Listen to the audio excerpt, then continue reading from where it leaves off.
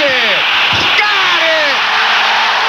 It's Bird basketball. No question about it here. What a move by Chris Ford. It's paying off.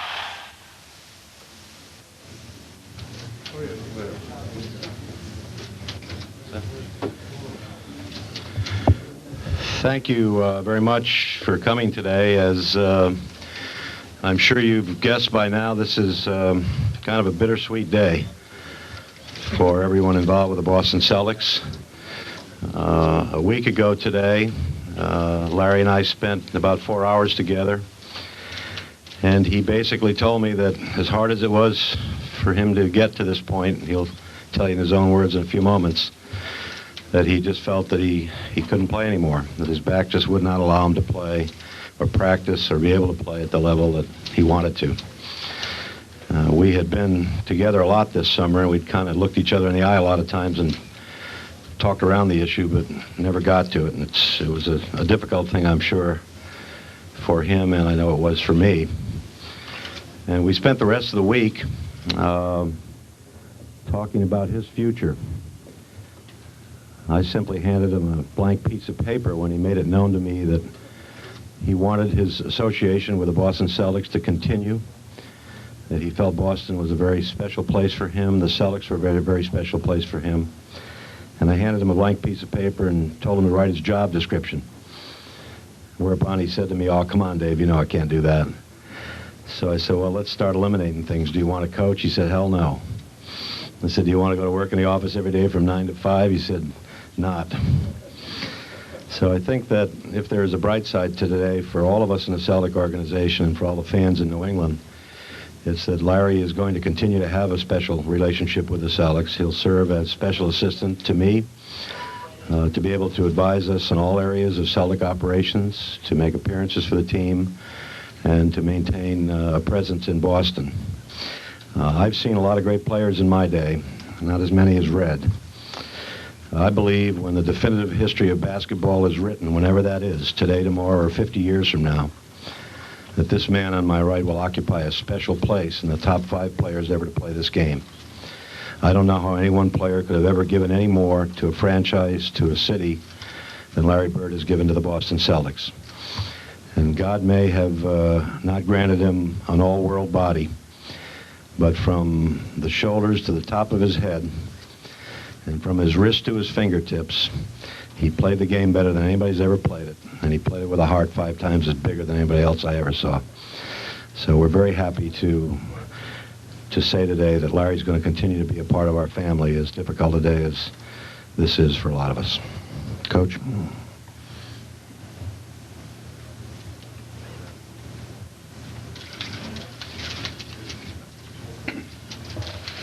You know, you get mixed emotions when you talk about Larry Bird and what he's done for the Celtics. But first, I'd like to thank Dave. I'd like to thank Paul Dupuis, Alan Cohn, Don Gaston for cooperating with this thing to the nth degree. They were in total accord with what Dave outlined. And in my opinion, nobody, and I mean nobody, deserves it more. I could go on for hours and tell you about his accomplishments. But I remember 13 years ago when he came here, he looked like a little country bumpkin. But when you talked to him and you looked into his eyes, you knew that you weren't talking to any dummy. He knew what he wanted in life, and he knew what it would take to get there. Nobody, in my opinion, has ever been more self-motivated, and nobody that I've had or seen in the last 42 years here, anybody played hurt the way this guy did. It was just for his love of the game, the love of people. We're just tremendously happy, the whole organization, to know that in the future Larry will have some input to this ball club. I know you didn't come here to hear me. I know you want to hear Larry. So I'm going to turn it over to Larry.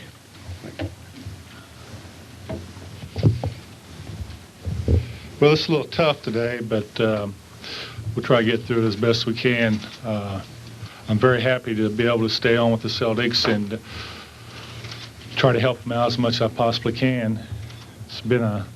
Sometimes it's been a long 13 years, and sometimes it's been a very slow 13 years. The last couple of years have been very tough on me, on my back and my body. It was very hard to deal with day in and day out, but unfortunately it all came down to this. I would like to play a little bit longer, maybe a year or two more, but there's just no way possible I was going to be able to do that. So today I'm retiring, and I'm still going to be around, but not in the capacity I once was. Hopefully I can do a good job, or continue to do a good job for them. I'd like to take this time to thank all of our season ticket holders, all of our fans throughout my stay here, and I know they'll keep supporting the Celtics and show the loyalty, just like the players will. This is not a sad day. It's a very emotional day, but it's not really a sad day, because I knew this day was going to come sometime, and I sort of prepared myself. But once you sign the papers and say you're retired, or once you get up here in front of these people, it's a little bit different. There's been a lot of speculation that they want me to come back and play home games. They want me to play a 42-game season, but that's not the way I approach things. I try to play every game, every minute. I just couldn't see myself doing that. Last year was a tough year because after surgery I came back, I felt very good, and I thought I was going to be able to play a lot of games, and it didn't turn out very well for me. So at this time, this is probably the best thing that possibly could happen to me. I'm excited to be going into a new life, but I'm going to miss this life. This is great. I've been on a high for 17 years. I've been playing basketball at a peak that not very many people be able to do. So I enjoyed it. I just didn't like the injuries that I had, but that goes with the territory. I had one injury I couldn't shake. I've had a lot of injuries throughout the years, but the back situation, I just could not shake it. It feels better now, but it's not going to be 100% ever again. So as far as I'm concerned, I gave my heart, my body, and my soul to the Celtics, and hopefully we can continue to have a good relationship. I guess take a few questions and get out of here, then you guys will never have to bother me again. Larry, when did I make the final decision? I don't know. It's been in and out of my head for 3 months. I don't think there really was one day I really made it. My wife gave me her 2 cents worth a year ago, and I had to come back last year. If I felt good, I just had to try it again. I love to play basketball, so I came back. I got injured in December, and I thought it was from a spill that I took in practice. I got undercut one time, and from that point on, I really never recovered the way I wanted to. But coming back from the summer, I felt great. I probably hadn't felt that good in years, so I had to give it another try. But making the final decision was just really, I guess, last night, early this morning, or a couple of days ago, whenever it was. But this is the final decision right here. When you come in front of all you guys and start talking about it, I think that puts a final stamp on it. And whatever you hear from now to next year or the next years or whatever, I will not be coming back to play basketball. I discussed it with my doctors, and they assured me that this is the right decision, and it's something that had to be done. Larry, are you coming up to the level that you're used to? With this amount of pain, would you have done it, or is this pain enough to drive? This is enough. I had enough to last me a lifetime, and I can't shake it, and there's no way. I don't care if I can score 60 points a night.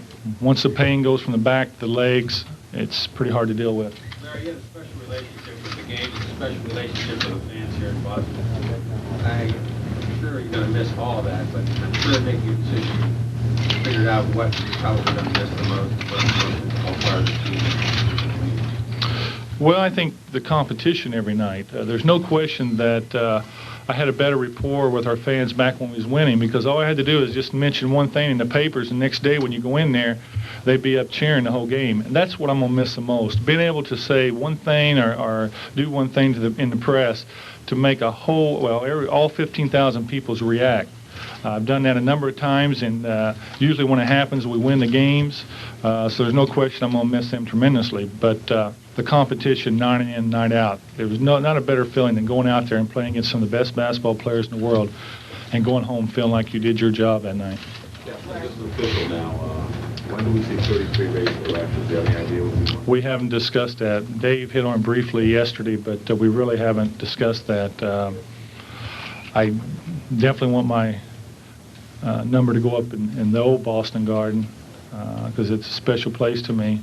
We figured up I played over 1,100 games for the Celtics. It sounds like a lot of games, but I probably played that many in my backyard before I got here. So we haven't really touched on that. I think from here on out you'll hear more and more about it as the days go on.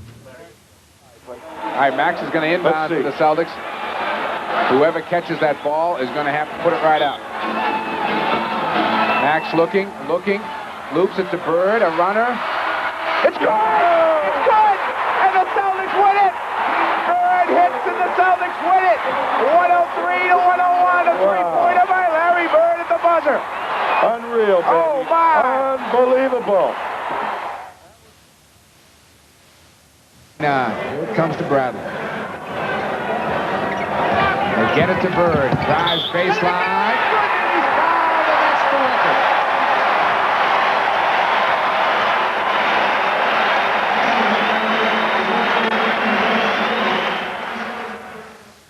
This thing really came on at the spur of the moment. In the last few days, the final decision was made, and I got to go home for my golf tournament tomorrow. So it was, and all the owners and coach and everybody else could come today. So we sort of just put it down here and went after it today, which I'm very happy they did, because I probably would have changed my mind in a couple of days.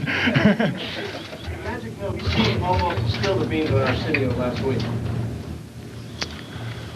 I don't think Magic knew for sure.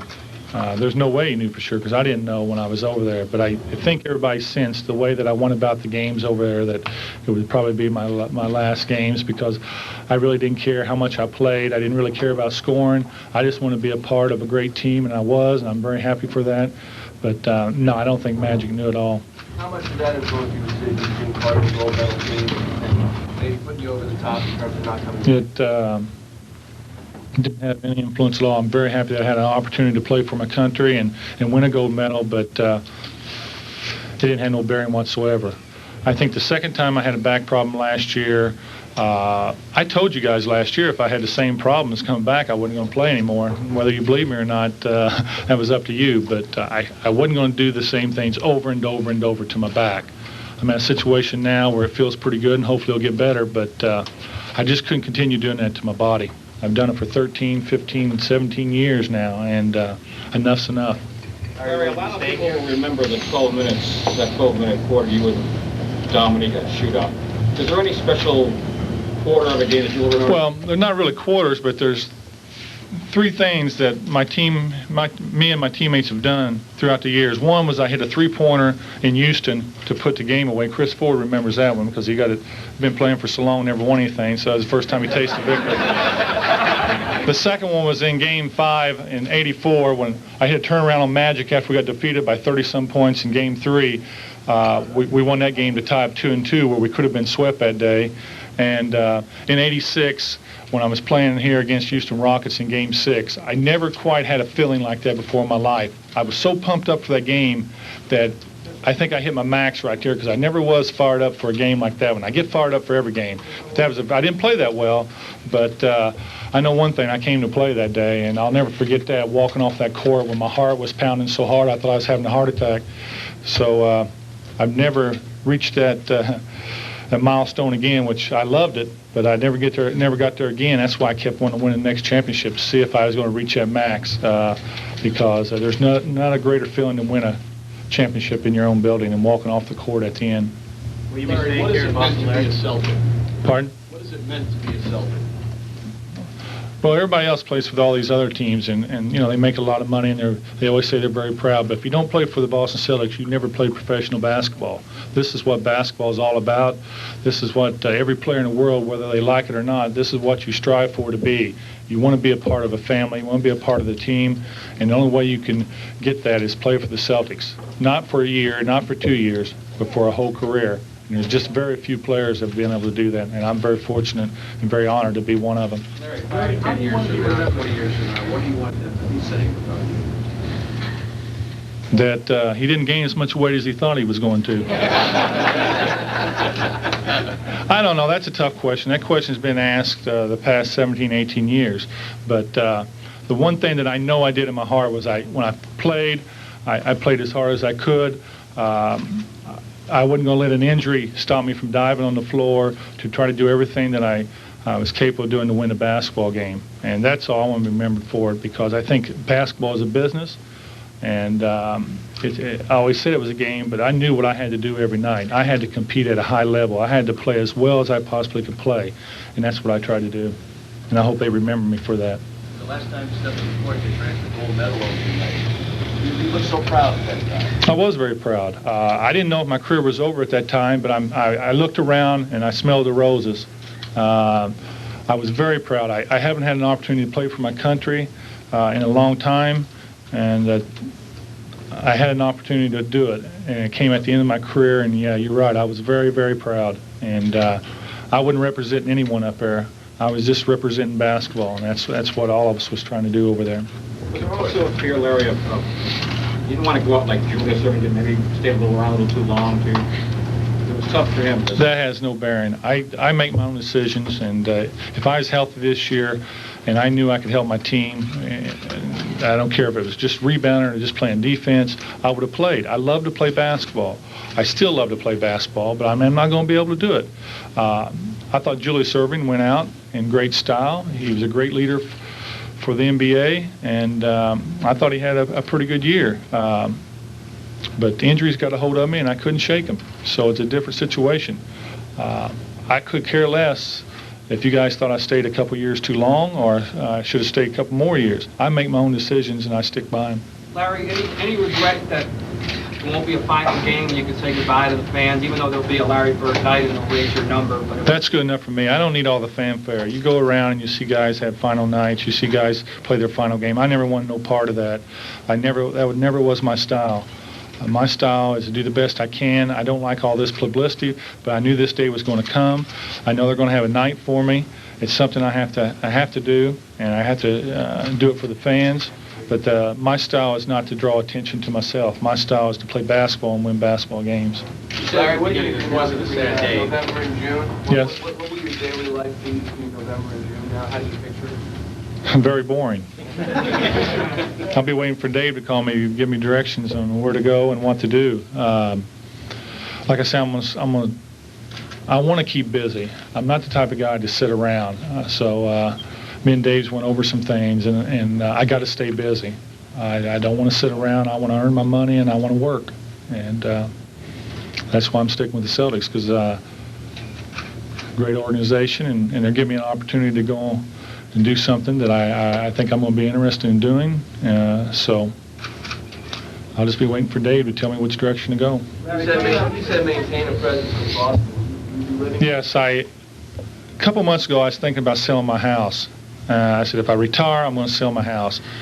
I cannot sell that house. That house has got more memories in it than anything, or any car, or anything I've ever had. I would hate to sell my house and see somebody go in there and not knowing the ups and downs that I had in that one place. So when I leave Boston, that house is going to stay there. I don't care if I live in it or not. But to me, that's a very special place, and you would not believe what went on in that house at times. That's why I won't let you in my house, because them walls talk. Larry, is there any one person you think that you might miss most? You've not had the opportunity to meet a lot of people. Oh, I don't know. Of course I'm going to miss competing against Magic, but he wasn't around last year, and I'm going to say today he's coming back next year. He didn't tell me that, but since he got me in trouble, I'm going to get him in trouble. I don't know, just the competition against everybody. You know, there's so many great players out there, and playing against them day in and day out was just a natural high. But I'm going to miss all my teammates. There's no question about it. I think Robert Parrish is probably the greatest teammate that I ever played with. DJ was probably the best player I ever played with. Robert just done what he was supposed to do, never said a word about it. If he had to play 20 minutes, 30 minutes, 40 minutes, whatever it took, very easy to get along with. Didn't care how many shots he took any particular night. But all of them, go up and down the line. I've had some great teammates. Emil Carr was probably the funnest teammate I've ever had. He was a great enjoy to be around. That's probably, when DJ retired, I understood it. When Emil retired, I didn't understand it, because I wanted him to stick around another year or two. But there's been a lot of guys. Kevin McHale is the best inside player I've ever seen. I always disappointed that he didn't win the MVP award, because I thought he had the talents to do it. But all of them are great. I'll be in here today. Kevin and Robert announced their retirement. Hopefully, I'm still working with the Celtics, but they got some basketball left in them.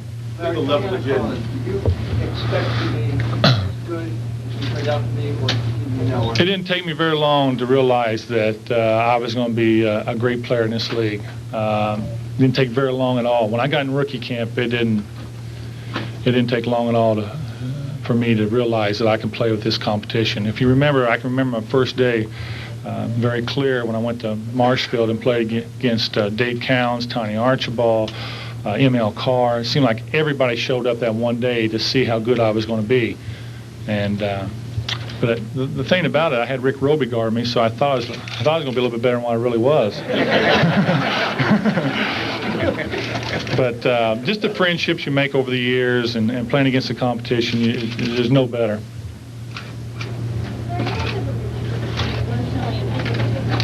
Well, I don't think it's a relief. Like I say, it's emotionally, it's very tough, because I'm giving up something that I've been doing for a lot of years. I love to play basketball. I've always enjoyed practicing. I've always enjoyed trying to make myself better. It's something that I'm giving up. It's something I have to give up. But like I say, I'm looking forward to going the next step. I don't know how tough it's going to be to sit out of basketball. I've had a little taste of it, because I haven't played that much in the last couple of years. But just getting away from it is going to be tough. There's no question about it. Waking up in the morning knowing that I'm not going to be able to compete against somebody that night, it'll be tough. But it's an adjustment that will have to be made. Yeah, would you ever think about something we already distinguished on the field there? Would you ever think about owning Boston Celtics one day, or being a part of it? They didn't pay me enough money to own a team. If they did, I might. No, I look at these guys, and I like them a lot better when we win championships. They're very pleased and going around. And when you win a championship, we win it as a group of people that was put together. And you go out and you compete. The fans get involved. And it's not just for the Boston. We got fans all over the world. I never really had a thought about owning a team. But I'm glad we have these owners. The Boston Celtics has made great strides in the last 10, 11 years. And it's because of these guys. And that's why I'm glad to be a part of it, because the Celtics are going to keep going up. Now what we have to do is win some championships and go from there. Larry, you talked about playing through injuries over the years and being the injury that you took. I was so curious when you felt betrayed by your own body. What was that like? Not betrayed. Like I say, I put my body through living hell for 17 years. I played basketball one way, and that was as hard as I possibly could. Whether it was diving on the floor or getting in, throwing elbows, catching elbows. That's the way I played the game. I knew my body was going to go through a phase where it was going to have a lot of injuries. I'm really surprised I didn't have any major injuries earlier in my career. But I don't like to go out this way, but I have to go out and I have to quit playing. I don't feel betrayed, but I'm very happy with my body. My body's held up pretty well over the years. Like I said, I played over 1,100 basketball games in the NBA, and not very many players, no matter what caliber, are able to do that. There's a lot of players, there's a lot of Celtics fans around town today who are very emotional. Any words of consolation for them? Well, life goes on, and this has been a tough period for me too, and I'm going to miss them. There's no question about it. I'll still be around here more than you probably want me around. But Celtic basketball has been a great life for me. It's been I've been very fortunate to be on a team that cared about winning. I think the people in Boston understand the Celtics. We're looked upon as, to me, we're looked upon as the leaders of this town because we have had success. But we don't stop there. We don't live on the past. We live for the future, and we got to get back winning championships. You can't cry around about one player. You got to go on. You got to try to find another player to replace him, and that will happen. Larry, Dave said top 5 all time. Where do you think you fit in, and does that really matter? That doesn't matter at all. I play basketball. It's up to you guys to discuss that. I had fun playing. I tried to play at a level where nobody else could play at.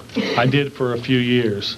My best year was the year that I think my best year was like in '88 when I started having ankle problems. I was playing very well, but once I started having ankle problems, the next year I just played 6 games. So I was at a level where I was going to keep going up and up and up. And then when the injuries hit me, everything started coming back down.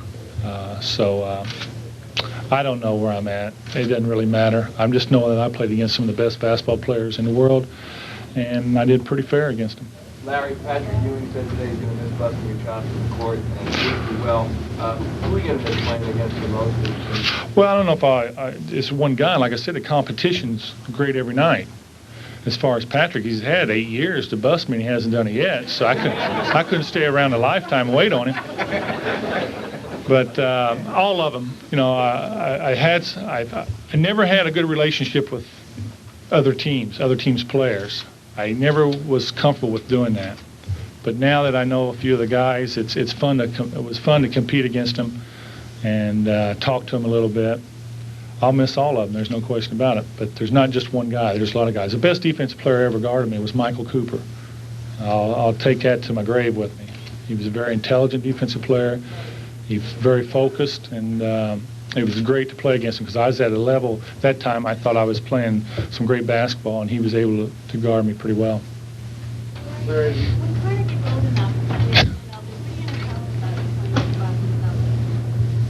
I don't know. I really don't know. You know, you always say you want your kid to do what he wants to do, but I would enjoy if he got in sports and was able to go watch him play and see him compete, because I think sports are a great outlet for anyone. It seems like it takes all your problems away at times. I don't know what I'm going to tell him, but I think he'll be reading about it and he'll know by the time he gets old enough. But if he's got some questions, he can ask me, and I can sort of lie to him a little bit and tell him I was a lot better than what I really was. Larry, as you leave here today, is there any work undone? You had such high goals for yourself. Is there anything that you leave behind that you didn't finish? Well, when I first came to the Celtics, before I even played, I've always thought that I would win 5 championships. So no, my work's not done. But now I'm with Dave in the office. Maybe I can get to them other 2 pretty quick. I always had this vision of winning 5 championships. And I thought it was a goal that I could obtain. I thought I could take my team to a level that we could compete for them. But we didn't do it. So, yeah, I got some things that are undone now, and I want to try to get back to where we once were. And it's not going to be easy because nothing's easy in the NBA, but it's something that we can attain. That hot shooting of the Celtics helps out there. Oh. And that is point number 10,000 as Larry Bird has gone over the mark. The Celtic players knew it. That was awful quick, too. It didn't take him long. Sure didn't. Just a little over 4 minutes. The 9th player has scored 10,000 points as a Boston Celtic. Take a look. Raymond Bird. Larry fake. Fall away. Hits it at the buzzer. All right.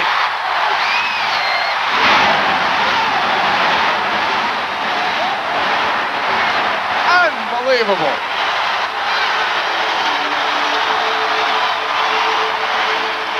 That is just unbelievable. There's nothing greater than having 15,000 people cheering for you and your team.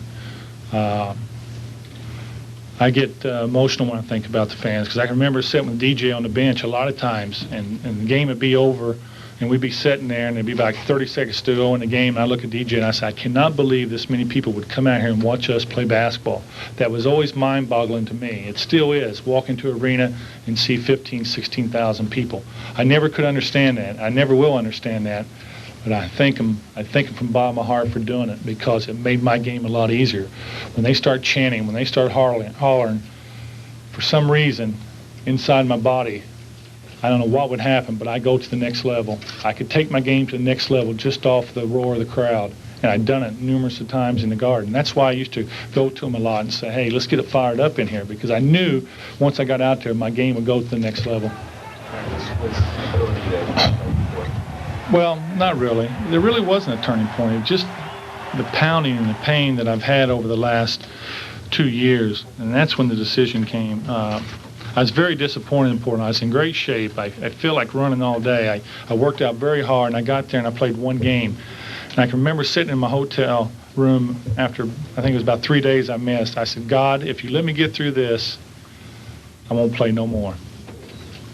I thought maybe I could lie to him a little bit and try to continue, but I think the best for me is just get away while I feel good.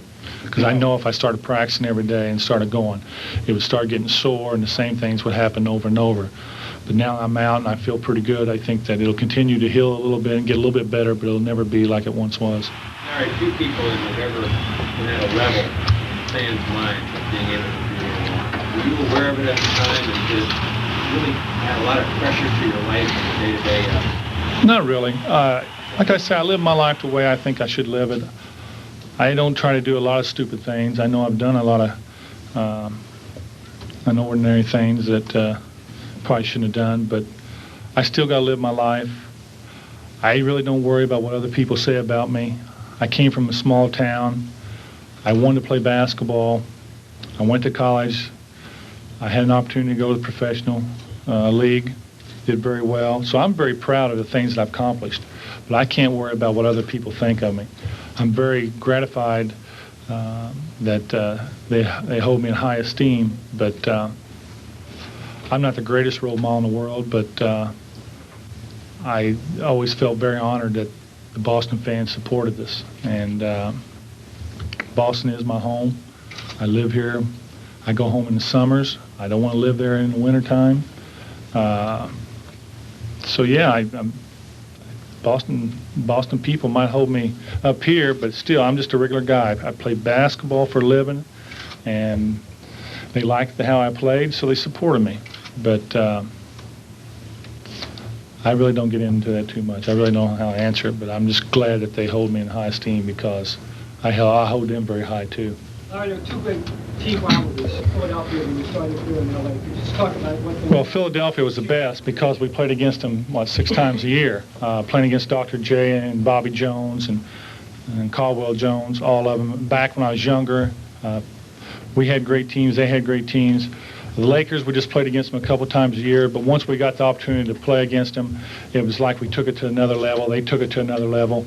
I always felt the East Coast was a lot tougher than the West Coast. They always had the easy road to the finals, and we'd be beat up from Philadelphia, or Philadelphia would be beat up because they played us. So I think Philadelphia was the big rivalry. They don't have the same effect now when we play them, but when Dr. J and Julius and Bobby and all of them were playing, it meant a great deal. It was a big-time game. But the Lakers, when you played them once or twice a year, it didn't have the same meaning until you got to the finals. Larry, being in the grand scheme of things, you don't say I don't believe that at all. I think we was very lucky we came into the time we did. I don't believe all that. I'm sure that we had a little bit of effect, but saving the whole league, no, I don't believe at all. To have a league like we have, it takes a lot of people to put it together, a lot of sharp minds to go out, advertise it. You put Magic on the West, me on the East, yeah, that might have a little effect, but to save the whole league, no. I think David Stern's done a great job. I think we've got great owners. I think the main thing is that back when I first came in the league, you hear about drug problems all the time. You don't hear about that hardly anymore. They cleaned up our league. We got a great image. We're going higher and higher every year. We got stability in our ownerships and everything. It wasn't just 2 guys. It was a lot of people. You can't deny your impact, Larry. Well, like I say, yeah, we might have had a little bit to do with it. But there's a lot of people that had a lot to do with it. A lot of behind-the-scenes work that you have no idea how hard these people worked. I think the commissioner came in. He put a good group of people together. They had a game plan. They stuck with it. They've done very well. The owners came in, did all their work, and like I said, we got great stability now. We got great owners and all throughout the league. Is there any way that you can compare the feeling of being on the gold medal stand, how you felt then with how you feel now? Well, it's a different feeling. This is a lot tougher. There's no question about it. Gold medal, yes, I knew I was going to win that. I knew we had the team that was going to win that. This is something that happens once. Of course, the gold medal happens only once, but this is a completely different feeling. You can get up here and you can show tears. The tears and all that was last night. I knew how tough it was going to be. You got to try to live through this. I'm not going to really be too emotional today because I'd done that last night when I had time to think about it. But it's I didn't ever want this day to come, but it's here, so I got to deal with it now. Captain, Green Team took a lot of slack for everything that they didn't do, but there were some special relationships that were made with those guys. What do you leave from that memory, and Magic particularly? Well, there's a lot of memories. Just being around the guys day in, day out, you get a better idea of what kind of person they are, how they go about preparing themselves for games. You can stand here all day talking about it, but it was just a special moment. My role in that team was just to go out there and keep things moving, pass the basketball. I didn't need to score. We had scores. I needed to rebound, try to play good defense, and keep the ball moving. I think that playing with Magic was great. Playing with Michael was great. Playing with Patrick, all of them. It was just an experience that I'll never have again. And that's why I was sort of savoring the moment when I was with them. 16 fouls, second foul on Roger. A couple of the practices were, but we never practiced the last 2 weeks. I was looking forward to practicing some, but I gained my usual 10 pounds by laying around over there. So I was looking forward to the practice. I just wish they would let the media in for that. That was great. Watching the guys go after each other. It wasn't just talking. It was a lot of bumping, pushing. And a couple of times I thought there was going to be some fights. So it was a lot of fun to watch that. There are a lot of people, I think, that envy the experiences that you've had, the life that you've lived, even with the pain that you're in, that you're a lucky guy. Greatest life in the world. I always said basketball is the easiest thing to do. If you know how to play, it's the easiest thing in the world. I never had no qualms about my job because I knew I had the greatest job. Like I always say, we stayed in the greatest hotels. We fly charters now. We get paid large sums of money. You get to play in front of packed houses every night, and you play against the best competition in the world. So don't feel sorry for me. I had a great life, and my life's going to continue, I hope. But last 17 years was nothing but highs.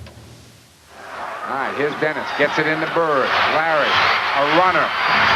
Got it! Ball game's over. Boston wins.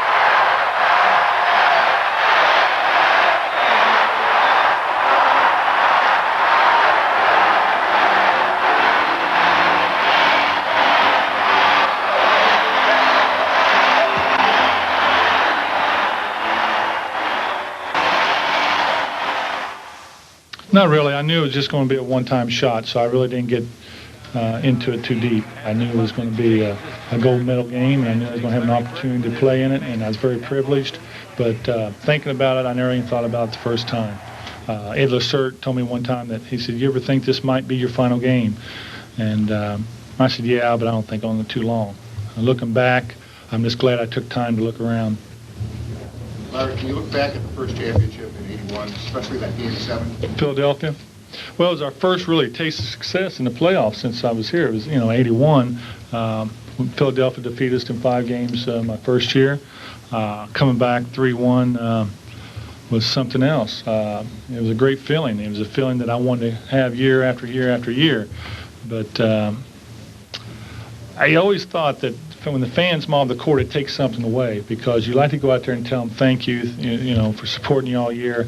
That day I had no clue that was going to happen. It sort of took me by surprise. You didn't want to come here originally, or you know better than that. Like I say, when you negotiate things said, I had no clue that Boston was like this. When I was in college, I never read anything about the Boston Celtics. I knew they won a lot of championships. Mr. Wolf was negotiating for me. I went back to college. I didn't know there was a big uproar out here. I thought everything was just normal until I got out here. I had no clue what was going on out here. All I did in Indiana was play basketball and go home, and nobody bothered me.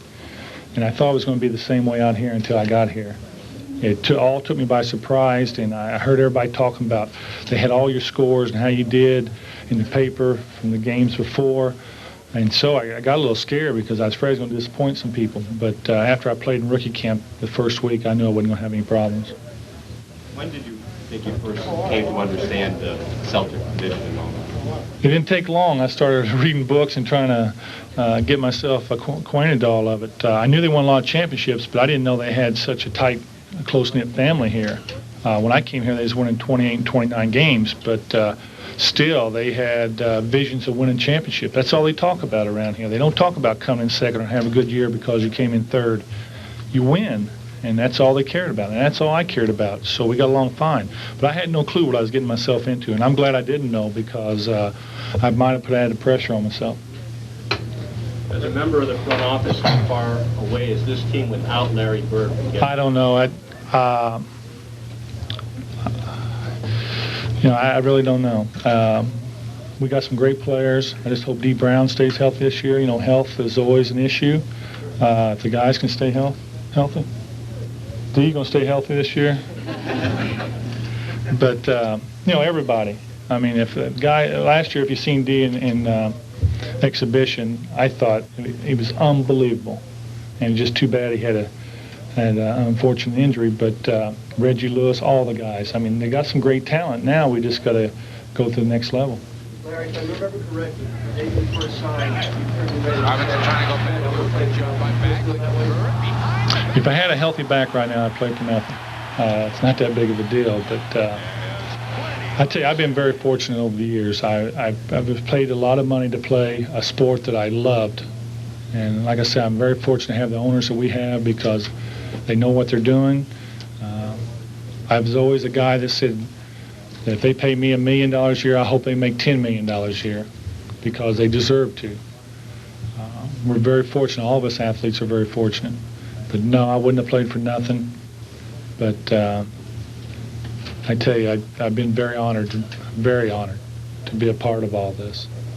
Is this harder than you thought it would be, this part of it? Not really. It's a little bit easier. Listen to Dave talk. You could break down any time, but the reason I get up here and try to make jokes is to keep myself from crying. And I'm not going to cry today. That's why my wife didn't come, because she's afraid she's going to cry. So this is a very, very special day for me because really I say that the emotional part of it is going to be over with. I can get on with my life and try to do the things that I do best. And that's use my mind to help Dave think a little bit because I know he needs the help. But other than that, we can get on with our lives. Right, David? Yep. Thank you, buddy.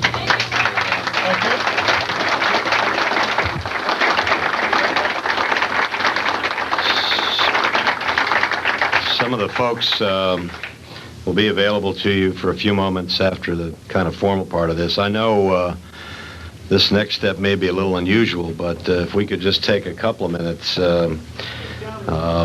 We've got some champagne, and I know it's a little unusual to ask the media to join us in a toast to this unusual player, but I would like to respectfully ask you to do so. So if we could just take a couple of minutes and ask the folks to circulate those glasses again, and I will try to fill the gap by telling you a couple of things you may want to ask individually later. Obviously, the decision has already been made to retire Larry's uniform number. We are not yet knowing what the date of that will be, but we have made the decision that because of the unusual nature of Larry's career, that we will have a special night for Larry in the Boston Garden with the season ticket holders being offered their seats. The proceeds to go to charity, but not built around a game. And we intend to have a very special celebration in honor of Larry, one that we would not be able to do if we were confined to the halftime of a game only. And as soon as we get that date locked down in the future, we'll obviously communicate to you. I will just anticipate a couple of questions you might have of me. From a business standpoint, there was never really, as Larry said, any discussion about Larry playing anything other than 82 games. I know that's been bandied around a little bit, but those of you who know Larry and saw him up here a few minutes ago know that that's not something that would be acceptable to him and not acceptable to the club as well. And lastly, I've heard also bandied about that somehow the timing of Larry's decision was going to tie in with the Celtics season ticket offering, and that is really such a disservice to Larry Bird. I will make a public statement today that that was never weighed. The only thing that was weighed was whenever Larry wanted to make that decision, that was good for us. And if there is any season ticket holder, the Boston Celtics, that feels that they were deceived in any way, I'll make the statement today that we will refund their money in total for the 1992-93 season that's about to begin. And with that, Larry needs some champagne. How about a beer? I guess we haven't gotten to everybody, maybe we can't, but for those of you who do have and for those you don't, symbolically, I would like to offer a toast to one of the greatest basketball players in the history of the game and one of the greatest Celtics ever. Captain.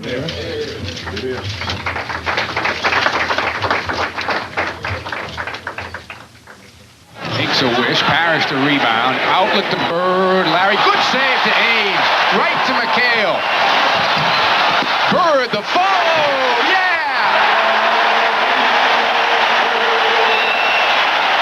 Larry Bird has tied the Celtic all-time playoff record, 20 points in a quarter.